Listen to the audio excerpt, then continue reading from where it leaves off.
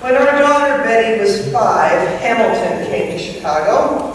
We bought the soundtrack and listened to it endlessly. And Betty learned all the words to Dear Theodosia and had a Hamilton-themed birthday party complete with water balloon dueling. I don't think the other 6-year-olds got it. When Betty was 6, we went to New York City and went to see the hit musical Wicked. We bought the soundtrack and listened to it endlessly, and Betty learned all the words to Popular and whispered to me late in the second act, "I think this play is a little like The Wizard of Oz." When Betty was 7, she asked me one day, "Besides Hamilton and Wicked, are there other musicals?" So we found Gilbert and Sullivan on Spotify and watched snippets of Phantom of the Opera on YouTube, and then we checked out Les Miserables from the library, and that's where our story really begins. Les Miserables, of course, didn't start as a musical. Les Miserables was a book by Victor Hugo written in the wake of the French Revolution. It's the story of a man named Jean Valjean, who after being released from prison for the crime of stealing a loaf of bread, finds it impossible to start new under the harsh realities of 18th century French parole. Through a series of events, Valjean ends up hiding his identity and makes a new life, rising as a business owner and even a mayor of a town. Yet the law is always close at hand. An intrepid police officer tracks Valjean to his home and is about to arrest him when another man is found who is mistaken for Valjean. The officer tells Valjean this other man will be sent to prison to serve a long sentence. Suddenly, Valjean finds himself at a crossroads. Will he admit who he really is and face a harsh and unjust sentence? Or will he let another man suffer in his stead? Of course, since this is a seminal moment in the story, there is a moving and memorable song that goes with it in the musical. Valjean sings his pain. Who am I? Can I condemn a man to slavery, pretend I do not see his agony? Can I conceal myself forevermore, pretend I'm not the man I was before? Must I lie? How can I ever face my fellow man? How can I ever face myself again? Like I said, it's a big, pivotal moment in the story, soaring high of the score. And here's Betty sitting next to me on the couch, answering every one of Jean Valjean's tortured questions with the answer, yes. Yes, she says, hide yourself, run away, let someone else go to jail. It's not a good idea, Valjean, get out now. Good thing confirmation is still coming up for this one. But Betty's words make me wonder, could Jean Valjean really have made a different choice? And can we? Certainly we make choices every day that may or may not conform to the call of discipleship, but in the wake of Jesus' death and resurrection, who are we really? And what might our intrinsic identity be when we recognize that we are God's beloved children? This is the reality Jesus presents to his disciples. This is the truth Jesus tells us in today's excerpt from the Sermon on the Mount. Just after the Beatitudes, Jesus' teaching takes a turn. You, he says, are the salt of the earth. You, Jesus says, are the light of the world. Now, salt and light are very important. Other pastors in other times and places may have explained in greater depth the role of these elements, but I think you know. Salt is preservative, medicine, cleaning product, industrial agent, and seasoning. Light is vision and comfort and warmth. These are elemental goods without which we die. And Jesus does not say this is what we can be. He does not say these are things we can aspire to. Jesus does not suggest that if the disciples study hard, learn their catechism, go to temple a lot, and do a number of good deeds, that they can one day be these things. No, Jesus says this is who we fundamentally are. So what can that mean? Jean Valjean Valjean has so many identities. Even if you haven't read the book or seen the play, you can imagine all the roles he holds. He's an uncle who steals a loaf of bread to feed his nephew. He's a thief, condemned to prisoner number 24601, a fact that has earned John Hindshot many points in Scholastic Bowl. Jean Valjean becomes a business owner, a boss, a mayor of a town. If he turns himself over as an escaped convict, people may suffer. He has responsibility, a duty owed to many. But he is also a man who has realized that he is God's beloved child. And that fact trumps all those other calls. I am reminded of this during this fraught political season. We are so many things. Things that the politicians will say are of primary importance. We are mothers and fathers and sons and daughters, siblings and friends. We are teachers and lawyers and business owners and government workers and members of unions. We are citizens and green card holders and undocumented immigrants. We are insured and uninsured. We are debtors and stockholders. We are gay and straight and everything in between.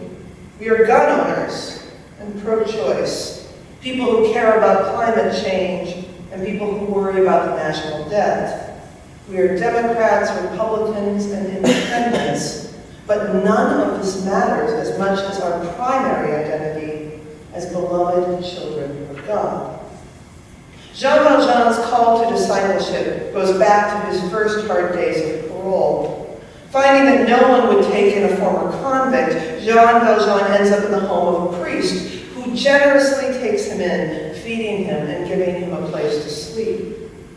Yet Jean Valjean, in the middle of the night, steals his silver and runs off with his ill-gotten gain. The police capture him and present him to the priest. But rather than condemn him, the priest claims he gave the silver to Jean Valjean as a gift, adding 2 precious candlestick holders to Jean Valjean's prize. When the police leave, the priest tells Jean Valjean, "I have bought your soul for God." Receiving such mercy, Jean Valjean finds himself transformed. The answer is clear. When he is presented with an opportunity to do the right thing, he will not go back, no matter what the consequences might be to himself. We can't go back either. I've said it before and I'll say it again. When God says something, it happens. When God says, "Let there be light," there's light.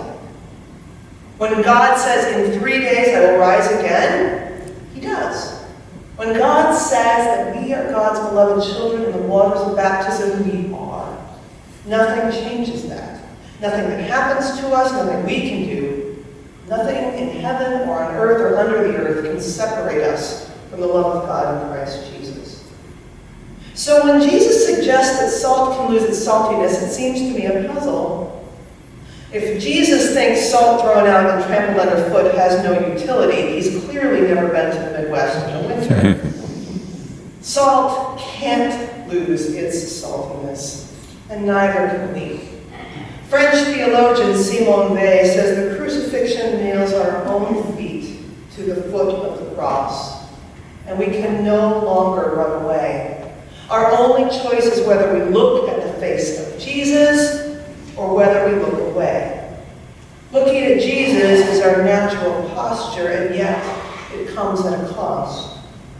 Jesus always directs us in his gaze to look at his friends, those most in need, and it isn't easy. Luther wrote that God's love is most active toward the poor, the needy, the evil, the sinners, the fools, the sick, and the enemy.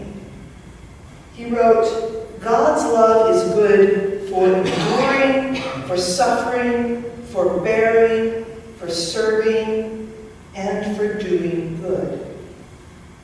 Brothers and sisters, we must not grow weary of bringing the world our saltiness. The rulers of this age may not understand it, and indeed may reject the call to justice, yet God's mercy perseveres. propelling us forward, calling us to shine with a light that is not our own. We take great confidence in this truth. As Jean Valjean sings, our souls belong to God, and nothing changes that. So we can dare to work and hope and season and shine, even as we sing out our praise. Thanks be to God. Amen.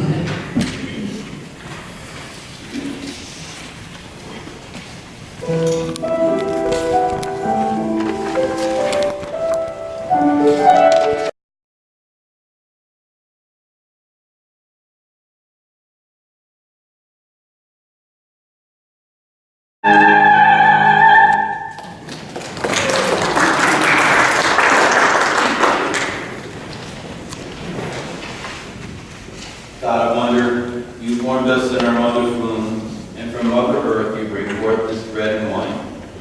We place them on your table, together with our lives and all that you have made. Open the heavens to us and pour out your Spirit. We wait for your mercy, we long for your peace. We hunger and thirst for Jesus Christ, our banquet of life. Amen. The Lord be with you. And also with you. Lift up your hearts. We lift unto the Lord. Let us give thanks to the Lord our God.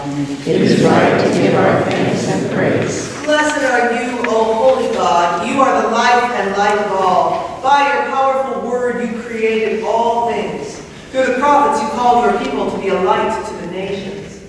Blessed are you for Jesus, your Son. He is your light, shining in our darkness and revealing to us your mercy and light. In the night in which he was betrayed, our Lord Jesus took bread, gave thanks, broke it, and gave it to his disciples, saying, "Take and eat, this is my body, given for you. Do this for the remembrance of me." Again, after supper, he took the cup, gave thanks, and gave it for all to drink, saying, "This cup is the new covenant in my blood, shed for you and for all people for the forgiveness of sin. Do this for the remembrance of me." Remembering, therefore, his preaching and healing, his dying and rising, and his promise to come again, we await that day when all the universe will rejoice in your holy and life-giving light. By your Spirit, bless us and this meal, that refreshed with this heavenly food, we may be light for the world, revealing the brilliance of your Son. Through him all glory and honor is yours, Almighty Father, with the Holy Spirit in your holy church, both now and forever. Amen. Gathered into one by the Holy Spirit, let us pray as Jesus taught us. Our Father, who art in heaven, hallowed be thy name. Thy kingdom come, thy will be done, on earth as it is in heaven. Give us this day our daily bread, and forgive us our trespasses, as we forgive those who trespass against us. And lead us not into temptation, but deliver us from evil. For thine is the kingdom, and the power, and the glory, forever and ever. Amen. These are the gifts of God for you, the people of God. Here is the Lamb of God who takes away the sin of the world. Come to the table of